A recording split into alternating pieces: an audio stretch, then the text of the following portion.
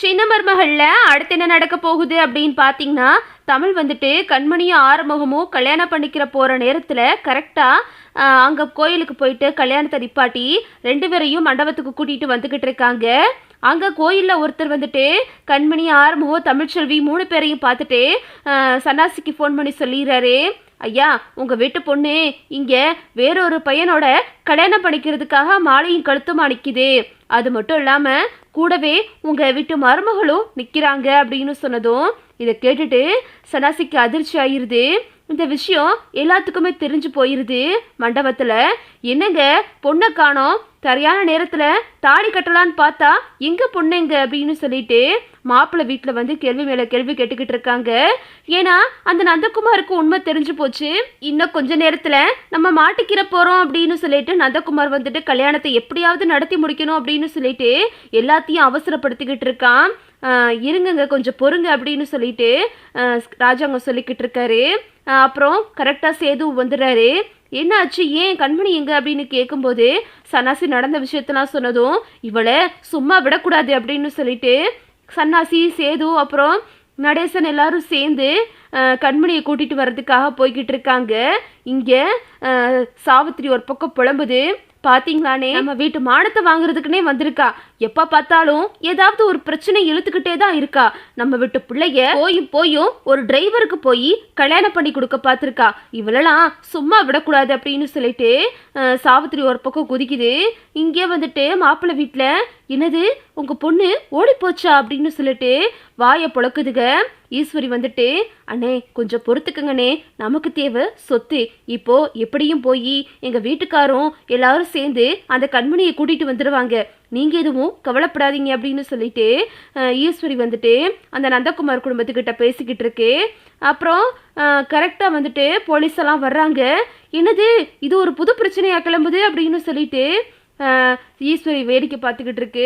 கருப்பு வந்துட்டு தாமரை கருப்பு எல்லாரும் வர்றாங்க. இவங்கள பார்த்ததுமே நந்தகுமார் ஓட பார்க்குறான். போலீஸ் வந்து பிடிச்சிட்டு டேய் எங்கடா போற, உன்னைய கையும் களுவுமா அன்னைக்கு பிடிச்சாச்சு அப்படின்னு சொன்னதும் என்ன சார் சொல்றீங்க, ஒன்றும் புரியலை அப்படின்னு ராஜவங்க கேட்குறாரு. ஆமாம் சார், உங்கள் வீட்டு பொண்ணுக்கு பார்த்தீங்களே நந்தகுமார், அவன் சரியான கேடு கட்ட பொம்பளை பொறுக்கி சார். அவன் வச்சிருக்க ஹோட்டலில் ரகசிய கேமரா பொருத்தி அது மூலமாக அந்த பொண்ணுங்களெல்லாம் வீடியோ எடுத்து வச்சு தப்பா அந்த பொண்ணுங்க கிட்ட காட்டி மிரட்டி அவங்க ஆசைக்கு இணங்க வச்சு கிட்டத்தட்ட 100-150 பொண்ணுங்க கிட்ட இந்த மாதிரிலாம் பண்ணியிருக்காங்க சார் அப்படின்னு சொன்னதும் இதை கேட்டுட்டு ஒட்டுமொத்த குடும்பமும் அதிர்ச்சி ஆகிருது. வேகமாக ராஜாங்க வந்துட்டு அவனை போட்டு அடிச்சிடுறாரு. அந்த நந்தகுமாரோட அப்பாவுக்கும் அற விழுகுது. என்ன நினச்சிக்கிட்டு இருக்கீங்க உங்கள் மனசில் அப்படின்னு சொல்லிட்டு ராஜாங்க வந்துட்டு கத்துறாரு. சரிங்க சார், நாங்கள் பார்த்துக்குறோம், சரியான சமயத்தில் உங்கள் வீட்டு ஆளுக இந்த உண்மையை கண்டுபிடிச்சதுனால தான் இப்போது உங்கள் பொண்ணோட வாழ்க்கை காப்பாற்றப்பட்டிருக்கு அப்படின்னு சொல்லிட்டு போலீஸ் சொல்கிறாங்க. உடனே ராஜாங்க வந்துட்டு கருப்பு கிட்ட கேட்குறாரு என்ன நடந்துச்சு அப்படின்னு சொல்லிட்டு. உடனே சாவித்திரி வந்துட்டு அண்ணே என் மகதான் நேற்று துப்பறிய போனா, இந்த மாப்பிள்ளைய பற்றி ஒரு சில விஷயம் தெரியுமா, நான் கொண்டு வந்து இந்த கண்மணிக்கு பார்த்த மாப்பிள்ளை நல்லவே இல்லை நிரூபிக்கிறேமா அப்படின்னு சொல்லிட்டு என் பொண்ணு தானே நிரூபிச்சா அப்படின்னு சொல்லிக்கிட்டு இருக்கும்போது கருப்பு வந்துட்டு நடந்த விஷயத்தெல்லாம் சொல்கிறாரு. மாமா அதெல்லாம் ஒன்றும் இல்லை மாமா, தமிழ்ச்செல்வி கொடுத்த பிளான்னால தான் இப்போ எல்லாம் நடந்துச்சு. தமிழ்ச்செல்வி நேற்று என்கிட்ட சொல்லி என்னைய மாப்பிள்ளையை பற்றி துப்பறிய சொல்லி அனுப்பிச்சு மாமா. நான் தான் போய் ஹோட்டலில் ரூம் போட்டு தங்கி தமிழ்ச்செல்வி கொடுத்த ஐடியானால தான் இப்போ இவங்களை கையும் களுவுமா பிடிக்க முடிஞ்சிச்சு அப்படின்னு சொல்லிட்டு கருப்பு சொல்லிக்கிட்டு இருக்கும்போது கரெக்டாக வந்துட்டு தமிழ் வந்துட்டு கண்மணியையும் ஆறுமுகத்தையும் கூட்டிகிட்டு வர்றாங்க. கூட்டிகிட்டு வரும்போது அப்பா அப்படின்னு சொல்லும்போது என்ன கண்மணி இதெல்லாம் அப்படின்னு சொல்லிட்டு மோகனா வந்து கண்மணியை அடிச்சிடுறாங்க. விடு மோகனா அப்படின்னு சொல்லிட்டு ராஜாங்க சொல்கிறாரு. என்ன இது அப்படின்னு சொல்லும்போது அண்ணே அப்பா நான் நான் கல்யாணம் பண்ணுறேன், கல்யாணம் பண்ணால் ஆறுமுகத்தை தான் கல்யாணம் பண்ணுவேன், இல்லைன்னா நான் செத்துருவேன் அப்படின்னு சொல்லிட்டு கண்மணி நடந்த விஷயத்தெல்லாம் சொல்கிறாங்க. இதை கேட்டுட்டு ராஜுங்க அப்படியே இடிஞ்சு போய் உட்கார்ந்துருக்காரு. வேகமாக சாவித்திரி வந்துட்டு கண்மணி உனக்கு என்ன பைத்தியம் பிடிச்சி போச்சா, நீ என்னடானா போய் ஒரு டிரைவர் பையனை கல்யாணம் பண்ணிக்கலாம்னு நினைக்கிற, நீ வந்துட்டேல எங்கள் அண்ணன் பையன் இருக்கான் அவனை கல்யாணம் பண்ணிக்க. அண்ணே இதை தானே எங்கள் அண்ணன் பையன், இவனுக்கே கண்மணியை கட்டி கொடுத்துருவானே, அந்த டிரைவர் பையில 4 அறை விட்டு இந்த மண்டபத்தை விட்டு விரட்டுங்க அப்படின்னு சொல்லிட்டு சாவித்திரி சொல்லுது. இதை கேட்டுட்டு ஈஸ்வரி வந்துட்டு ஆஹா, இவ புது பிளான ஒன்று போடுறா போலையே, நமக்கு கைக்கு வர எட்டினது வாய்க்கு எட்டாம போயிருச்சு, இவ இன்னொரு ஆளை கொண்டாந்து இவ கமிஷன் அடிக்கலான்னு பார்க்குறா போல அப்படின்னு சொல்லிட்டு ஈஸ்வரிக்கு வந்து வயிறு எறிஞ்சு நிற்கிது. வேகமாக வந்துட்டு சாவித்திரி வந்து, அண்ணே நான் சொல்கிறத கேளுனே, இந்த பையன் ரொம்ப தங்கமான பையனே அப்படின்னு சொல்லிக்கிட்டு இருக்கு. உடனே கண்மணி வந்து சொல்கிறாங்க, அப்பா நான் யாரையும் கல்யாணம் பண்ணிக்கிற மாட்டேன், கல்யாணம் பண்ணா நம்ம ஆறுமுகத்தை தான்ப்பா நான் கல்யாணம் பண்ணுவேன், வேற யாருமே எனக்கு வேணாம்ப்பா, இல்லைனா நான் தூக்கில் தொங்க போகிறேன் அப்படின்னு சொல்லிட்டு நம்ம கண்மணி சொல்லுது.